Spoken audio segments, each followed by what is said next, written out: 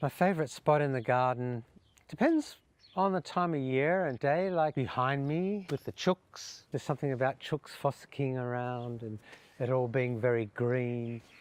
I love that part of it. I also really like where the vegetables are growing, being able to weed between the garden. Some people think weeding's a terrible part of gardening, but I find it quite meditative to go out and weed between the garlic and the celery or the broccoli or the tomatoes and just clear the space around them. The garden incorporates a lot of different aspects. We produce our own compost as much as we can.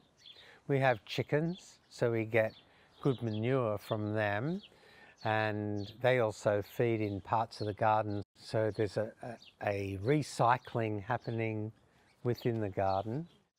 It'd be pretty boring if we just grew vegetables or just grew flowers. For me, it's the mix of flowers, vegetables, fruit.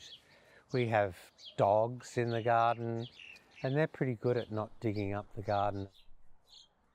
So I'm pretty much self-taught.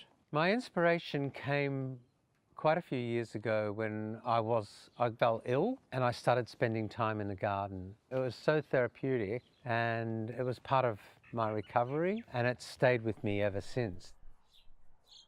That's one of the wonderful things about gardening, is there's always something to learn, something new to try, something new to grow, some new variety.